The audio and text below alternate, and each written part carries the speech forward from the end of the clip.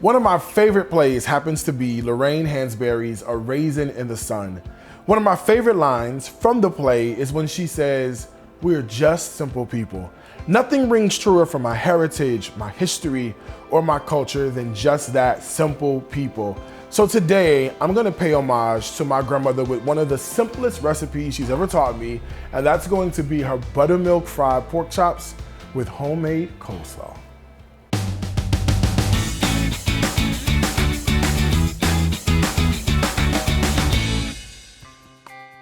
And of course, everything we do, you know, it's gotta be simple, delicious, easy, and just good food. So let's get started with one of my favorite recipes from my grandmother. That's gonna be her coleslaw. So I'm gonna show you how this starts. It's pretty darn simple, but it is really, really good. So I'm gonna start by making the dressing. So in a bowl, I'm gonna add some mayonnaise. The mayonnaise is going to need to be loosened up a little bit with tons of amazing flavor added to it. So we get that by a little bit of apple cider vinegar is gonna go right in the bowl. Now, one of my favorite things to do is put little pops of flavor and little surprises. So I'm gonna do that by adding in a little bit of fresh squeezed lemon juice. If you get a couple of seeds in, just pick them out, it's okay. All right, so I'm just gonna combine and just kind of break up that mayonnaise in there, just to make it nice and smooth. And then we're gonna season this up now. So the first thing I wanna add is I gotta sweeten this up. So I'm gonna put a little bit of sugar right in here. Now you're gonna need the sugar because we did add lemon juice and we also added the apple cider vinegar. So you're gonna make sure that you balance those flavors, and that's what makes it taste really good, just by the way, okay? Also a little bit of salt and pepper are gonna go in there. All right, now I'm gonna put in just a little bit of granulated garlic. That's also like one of my secret flavor weapons to make the coleslaw taste really good. I'm gonna do just a pinch of Dijon mustard, all right? And I'm gonna give this a stir to combine. All right, and that looks really good to me. So I'm gonna add the cabbage in. This is just shredded cabbage that I'm just gonna add in right to this dressing. Now we'll let this hang out for a second, but I'm gonna do two things that my grandmother always did that made it taste really, really good, all right? And the first is she loved adding raisins to her coleslaw. So I'm gonna add in golden raisins right to the coleslaw. I don't know why she ever decided to add the raisins to her coleslaw, but I'm so glad she did because the pop of sweetness is really good in here. I personally think that every coleslaw should have like a little bit of oniony bite to it, right? So I'm gonna do that. I've got some scallion. I'm just gonna thinly slice the scallion and add it right into our coleslaw. And we'll give this a stir just to combine it. Now this is also a really good time just to give it a taste, just to see, you know, if we need to add a little bit more salt, a little bit more pepper. It needs nothing. I get all the acid notes. This is gonna be really good. So I'm just gonna take the coleslaw just the way it is and then put it right in the fridge and let it sort of sit up an hour, 2 hours. Overnight is better, but the acid's gonna break down the cabbage, the sugar's gonna develop, and we're gonna have a really good coleslaw. So this goes off in the fridge to get nice and cold. So to continue on with our journey of making the most simple yet delicious dinner you've ever imagined is I've got some pork chops that I'm just gonna put right into this bowl. And then we're going to season these pork chops like you have never, ever, ever seen before. This is what makes the pork chops taste really good, all right? So I'm gonna start with a little bit of sazon. One packet should be plenty. Also, let's do a little bit of salt and pepper. So here's some pepper going right in there. And then some salt.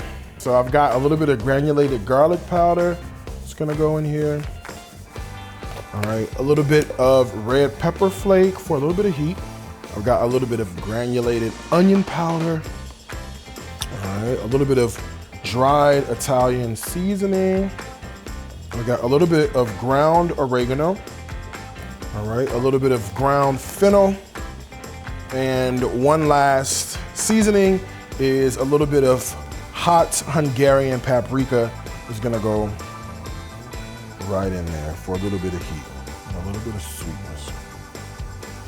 But to help all the seasoning sort of adhere, we're gonna put in the buttermilk. This is where that lovely buttermilk flavor comes from, and this makes a really good sort of dredge and marinade so that our flour sticks really well to this. So, all right, so I just got a bowl with some all-purpose flour.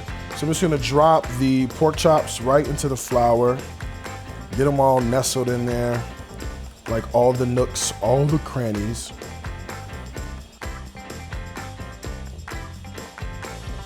Now watch this. I'm gonna put it back in this marinade, and then right back into the flour, just to make sure this is going to be like the most epic pork chop you've ever experienced. All right, this is good. I've got some vegetable oil that's heated up on the stove. I'm just gonna drop these off in the stove and that hot oil and let these fry up and just wait how the house is just really gonna smell. It's gonna be amazing.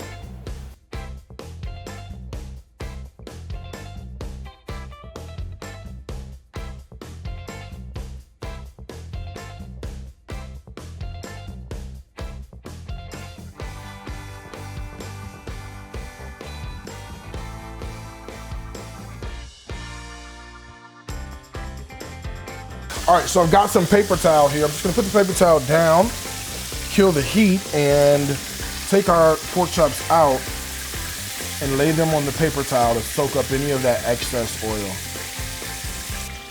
And what I like to do is I like to just add a little bit of salt right when they come out of the oil, just on top to make sure they're really seasoned well. All right, so I'm gonna make myself a little plate with some of the coleslaw. Look at what happens, like when it sits for a while, it gets super creamy and delicious. So we're gonna add that coleslaw. And I'm gonna do it the only way I know how, okay? A little piece of bread. This happens to be wheat bread. I'm gonna take the juiciest pork chop and put him right on top. And then some hot sauce. That's the way you're supposed to do it. You see, just like that. All right, so there's only one thing left to do now, and that's to give it a taste. I mean, come on. How amazing does this look? I mean, and I think the simplest meals are sometimes the most delicious. This took a few seconds to whip up, but it's gonna take me all the way back to my grandmother's kitchen table, and I hope it does the same for you.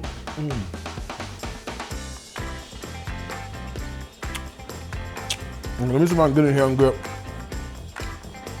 the pork chop with the bread. Let me see. In the house though.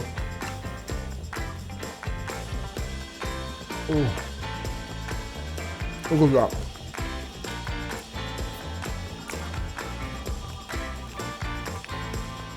I don't know if you hear this crunch or not, but this is amazing.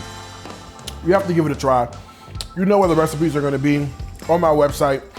DariusCooks.tv. Listen, there are two things I gotta tell you, as I always do. Food is my life. Woo, life is my food. Until next time, I wanna wish you happy cooking. From my heart to yours. Bye, y'all.